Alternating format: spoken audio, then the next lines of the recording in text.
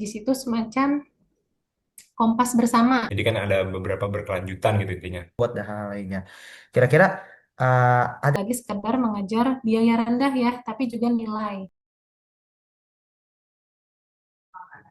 Oke, baik. Assalamualaikum warahmatullahi wabarakatuh.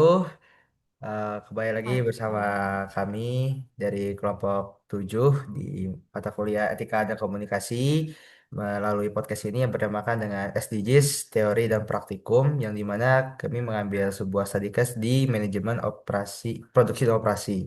Nah, bersama dengan narasumber yang sudah ada dengan Ibu Disa Zahra.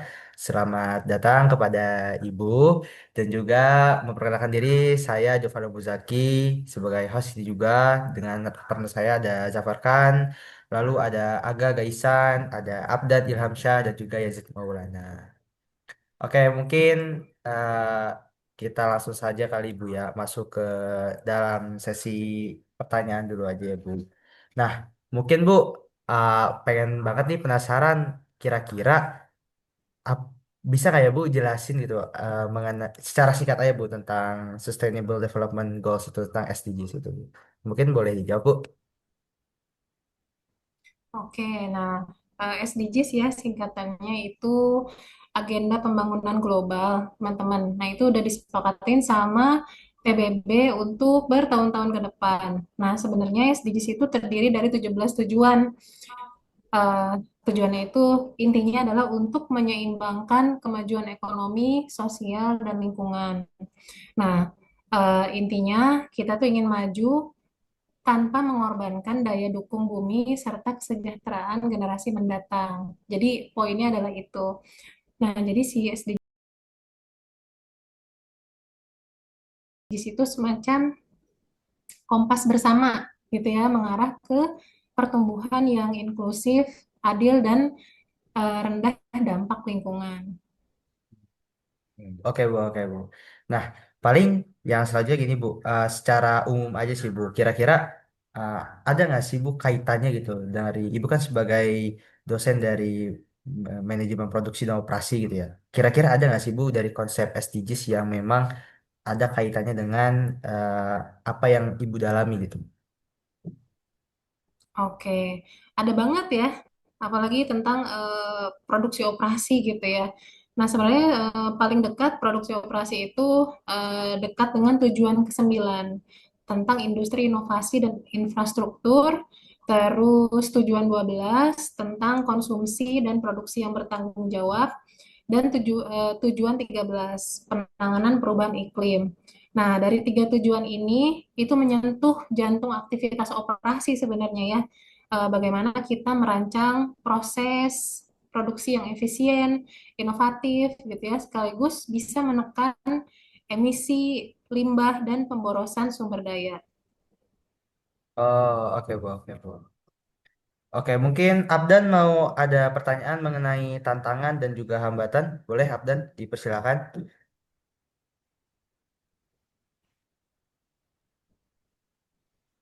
Halo, Abdan. Oke, halo selamat siang Ibu Nisa. Ya, selamat siang. Kenalkan aku saya Abdan.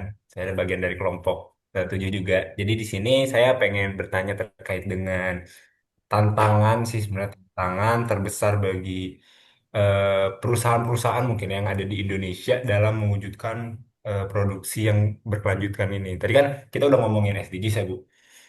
Jadi kan ada beberapa berkelanjutan gitu intinya.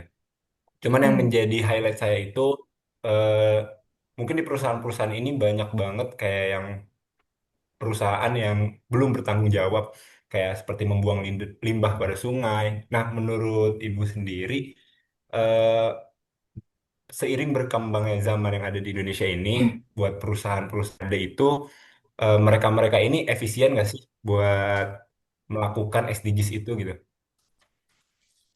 Oke, nah dan jadi kalau kita ngobrolin tantangan kan pasti ada tantangannya ya gitu ya. Apalagi zaman dulu itu kan kalau perusahaan itu kan eh, pure profit oriented gitu ya. Nah sekarang dengan adanya SDGs ini dan memang adanya kewajiban untuk turut serta menjaga kelestarian lingkungan, perusahaan kan jadi ada tujuan lain gitu ya selain profit. Jadi apa yang dikenal dengan istilah 3P, people, profit, dan planet gitu, teman-teman. Nah, jadi kalau misalnya ditanya tantangannya apa eh, besar gitu ya untuk perusahaan-perusahaan, baik itu perusahaan menengah, besar, apalagi yang kecil gitu ya, karena mereka harus melakukan perubahan yang lumayan ya, eh, yang tadinya bertujuan profit oriented, sekarang menjadi 3P tadi gitu ya istilahnya. Nah, tapi itu kan proses ya teman-teman. Bahkan setara perusahaan besar pun juga membutuhkan waktu untuk bergerak ke arah sana dan kalau kami lihat sih sekarang sudah banyak kalau perusahaan besar, tapi untuk perusahaan menengah itu masih dalam proses perjuangan gitu ya. Nah, apa aja sih yang bisa menjadi hambatan atau tantangan gitu ya istilahnya untuk perusahaan-perusahaan kecil atau menengah? Nah, yang jelas yang pertama lebih ke biaya gitu ya, karena butuh investasi awal yang sangat besar gitu ya, karena butuh teknologi gitu, teknologi bersih lah namanya, atau yang green green gitu ya. Misalnya harus ada fasilitas pengolahan limbah yang modern atau menggunakan energi terbarukan gitu misalnya. Nah, itu butuh modal yang lumayan. Nah, itu yang sedang diperjuangkan oleh para perusahaan tersebut. Begitu, Abdan. Oke, berarti harus ada penyesuaian dulu ya dari segi biayanya juga di perusahaan Hmm. itu. Tapi ngomongin biaya nih Bu, menurut Ibu sendiri gimana sih cara nyimbangin biar efisien gitu antara biaya dengan keberlanjutan lingkungan itu? Oke.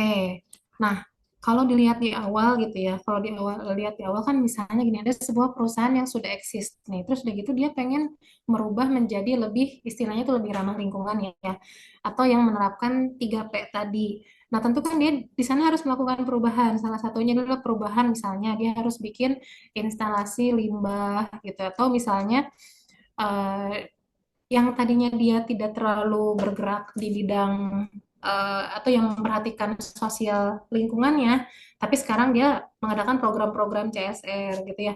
Nah, tentu kan itu apa ya? Itu hmm, perlu perlu waktu gitu ya, teman-teman gitu. Nah, untuk perusahaan-perusahaan itu. Begitu, Abdan. Oke Ibu, terima kasih banyak ya. Kita Nah, berdoa aja sih, kayak semoga perusahaan-perusahaan yang di Indonesia ini udah banyak yang sadar gitu terkait dengan keberlanjutan apalagi ya, lingkungan kan. Karena betul, yang nah. kita tahu juga Mm, kan teman-teman Indonesia kayak eh, sumber daya alam yang ada di Indonesia ini kan sangat luas, sangat melimpah, sangat banyak gitu. Jadi sayang banget kalau misalkan ternyata banyak industri-industri yang belum bisa memanfaatkan gitu, maksudnya belum bisa mengelola lingkungannya, limbah-limbahnya itu dengan baik. Mungkin kayak gitu aja ya, Iya, betul, Abdan. Dan mungkin gini, kalau di Johan tahap atau awal Zafar. mungkin efisiensinya Yang belum lain boleh. kelihatan. Boleh Bu lanjutkan? Kenapa? Ya, jadi mungkin untuk tahap awal ketika perusahaan itu melakukan perubahan-perubahan ke arah 3P tadi, eh, dalam jangka pendek mungkin belum kelihatan tuh efisiensinya karena dia harus mengeluarkan biaya atau modal yang cukup besar. Tapi secara jangka panjang justru itu bisa menjadi efisien kok proses-proses yang hijau tadi itu gitu. Oke, baik Bu. Nah, mengenai efisiensi tadi ya Bu ya kan tadi sudah jelaskan mengenai biaya juga ya Bu. Kira-kira perlu ada nggak sih Bu, semisal kayak adanya peran teknologi dan inovasi gitu. Dan kira-kira uh, untuk di era sekarang kan era digitalisasi itu ya Bu. Dan juga mungkin dari segi produksi operasi juga banyak sekali yang menggunakan teknologi robot dan hal-hal lainnya. Kira-kira uh, ada nggak sih Bu yang mengenai teknologi itu bisa membantu pencapaian dari SDGs itu sendiri? Sustainability, baik dari lingkungan ataupun dari sumber daya manusianya ataupun yang lainnya. Boleh Bu, dijawab. Iya, pastinya banyak ya. Apalagi kan sekarang kita sudah IoT tuh ya, Internet of Things gitu. Apalagi terus ada otomatisasi teman-teman. Nah, sebenarnya teknologi ini bisa dikatakan sebagai akselerator pada pencapaian SDGs. Nah, kalau misalnya kita lihat contoh-contohnya dari otomatisasi dan Internet of Things ini ternyata bisa menghasilkan output yang lebih stabil.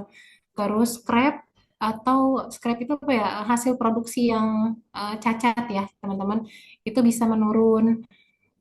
Terus ada juga tuh green energy. green energy bisa dari surya, angin, biomasa. Nah, itu tentunya bisa memotong intensitas karbon misalnya kalau di titik konsumsi. Terus sekarang itu ada istilah circular economy, mungkin teman-teman pernah dengar ya, di mana si circular economy itu ngambil pola ambil pakai apa sih namanya? Kan dulu kan ada pola itu ya, ambil pakai buang gitu zaman dulu ya kalau konsumsi. Nah, tapi sekarang dengan adanya circular economy, konsep tersebut berubah jadi sebenarnya tuh kita mendesain produk untuk setelah dipakai bisa diperbaiki dan didaur ulang gitu. Jadi itu sudah dirancang sejak desain produk teman-teman untuk produk-produk yang menerapkan konsep green tersebut. Nah, hasilnya apa? Beban lingkungan bisa turun, efisiensi biaya jangka menengah jadi naik, dan ketahanan rantai pasok yang membaik. Nah, tentu hal tersebut tidak terlepas dari penggunaan teknologi dengan tepat, gitu. Oke, berarti dari yang Ibu sampaikan berarti banyak sekali ya Bu, peran teknologi inovasi ini dalam membantu mencapainya sebuah SDGs yang lebih baik seperti itu. Nah, sekarang mungkin kita balik lagi ya Bu mengenai SDGs itu sendiri.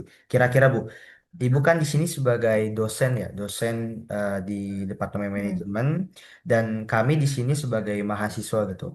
Nah, sekiranya Bu, peran paling penting apa gitu yang bisa menjadi sebuah dorongan gitu untuk implementasi dari SDGs itu sendiri. Mungkin kalau misalnya dari segi praktikum kan kami belum mengalami praktikum yang begitu signifikan ya Bu ya, karena kami juga masih mempelajari teorinya. Dan sekiranya peran apa Bu yang bisa diambil dari Ibu sebagai dosen dan kami sebagai mahasiswa seperti itu Bu. Oke. Nah, kalau mahasiswa nih, mahasiswa dan peneliti kan sebenarnya itu agen perubahan ya, teman-teman. Nah, dari kampus sendiri itu bisa mendorong riset terapan atau applied research gitu ya.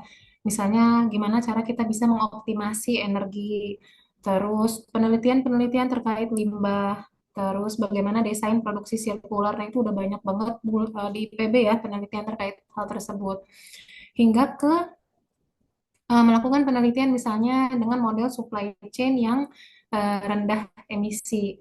Terus bisa juga kita melakukan kolaborasi antara kampus sama pihak industri, teman-temannya, untuk mempercepat transfer pengetahuan gitu. Nah, apalagi kan sekarang banyak ya program-program magang, dan di program magang itu juga mahasiswa bisa punya andil gitu dalam memberikan rekomendasi. Eh, terus kalau masyarakat gimana nih perannya? Tadi kan kita ngomongin peran mahasiswa ya, dan juga mungkin saya sebagai peneliti gitu ya, teman-teman. Nah, kalau misalnya masyarakat bisa dari perilaku konsumsinya, misalnya dengan memilih produk yang berasal dari perusahaan yang transparan dan bertanggung jawab gitu ya, misalnya, atau yang menerapkan green production, seperti itu. Oke, berarti banyak sekali ya Bu ya peran yang bisa diambil dari Ibu mungkin sebagai dosen yang bisa mengajarkan hal itu semua kepada kami mahasiswa. Kolaborasi juga jadi hal yang paling penting ya Bu ya kepada setiap industri ataupun Betul. pengabdian juga kepada masyarakat seperti itu ya Bu. Nah, uh, Ya. mungkin sejauh ini untuk segala pertanyaan yang kami sampaikan, yang kami ingin tahu sekali mengenai SDGs di dalam bidang produksi operasi sudah selesai Bu. Mungkin kita langsung menuju kepada penutupnya saja Bu. Kira-kira Bu, masa depan manajemen produksi dan operasi ini kan Ibu sebagai dosen nih. Kira-kira akan seperti apa Bu yang diharapkan outputnya Bu untuk bisa mendorong SDGs ini bisa diterapkan seperti itu Bu. Jadi harapan Ibu untuk kedepannya seperti apa? Dan mungkin Ibu bisa sekaligus memberikan pesan kepada kami selaku podcaster juga, selaku pendengar juga, dan juga kepada para audiens-audiens yang sedang menonton di sini yang ingin menonton juga video ini. Kira-kira apa Bu pesannya untuk kedepannya supaya keberlanjutan itu tetap terjadi dan tetap terjaga? Silakan. Baik, nah kalau terkait dengan produksi operasi ya teman-teman, gambarannya itu operasi itu kan bisa membantu proses ya menjadi lebih efisien, inovatif, dan inklusif. Nah, ini sangat besar pengaruhnya atau perannya dalam pencapaian tujuan-tujuan SDGs tadi. Sehingga kan memang perusahaan itu tidak lagi sekedar mengejar biaya rendah ya, tapi juga nilai yang tahan lama, terus udah gitu emisi turun, limbah minimal, keselamatan kerja meningkat, eh, dan eh, dan tentu nanti itu bisa membuat pelanggan menjadi loyal gitu teman-teman. Nah, Jadi SDGs itu bisa jadi kerangka, nah daya saing dan tanggung jawab sosial itu menjadi tidak bertentangan dan keduanya itu saling menguatkan. Nah, untuk pesan apa sih yang bisa kita lakukan gitu ya? Nah, mungkin sebagai mahasiswa merasa, wah kayaknya belum terlalu banyak ini yang bisa saya lakukan. Tapi teman-teman, eh, kita bisa mulai dari hal-hal terkecil dulu gitu ya. Misalnya dengan menggunakan tumbler atau botol gitu ya. Dan jadi dari diri kita sendiri juga menghindari adanya waste gitu ya yang berlebihan atau dengan meminimalisir food waste gitu. Jadi kalau misalnya kita beli makanan atau ngambil makanan sebisa mungkin yang memang secukupnya aja buat kita. Jangan sampai terbuang gitu teman-teman karena food waste itu sangat besar gitu ya kalau misalnya dilihat dari segi data. Nah, itu yang sedang berusaha dikurangi dari food waste gitu ya, teman-teman. Banyak juga sih penelitian terkait food waste. Begitu. eh, jadi sebagai closing statement, mungkin kita kita bisa mulai dari diri kita sendiri dengan melakukan hal-hal kecil dan kalau kita lakukan secara bersama-sama itu kan menjadi besar. Oke Bu, terima kasih banget buat jawabannya nih.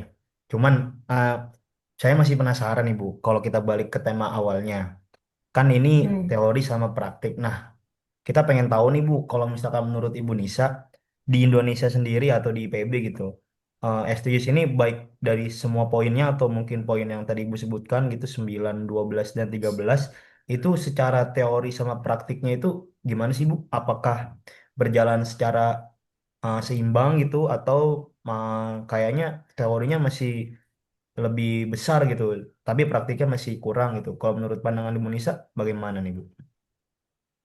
Kalau di IPB ya khususnya ya teman-teman kita sudah bergerak ke arah sana. Jadi tujuan besarnya itu memang untuk pencapaian SDGs berbagai tujuan tersebut.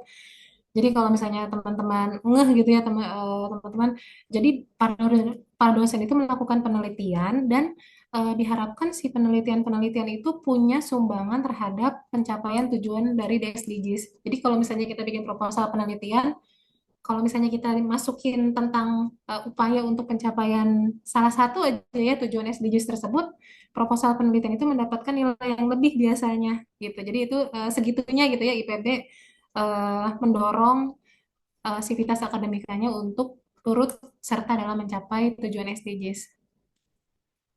Oke, Bu. Oke, mungkin pertanyaan tadi mengenai closing statement juga dari Ibu merupakan sesi pertanyaan terakhir dari kami. Uh, saya Jafar Muzaki dan juga rekan-rekan mengucapkan terima kasih banyak kepada Ibu yang sudah mengikuti podcast ini dengan alhamdulillah cukup baik dan lancar. Dan mungkin Abdan ada yang ingin sampaikan?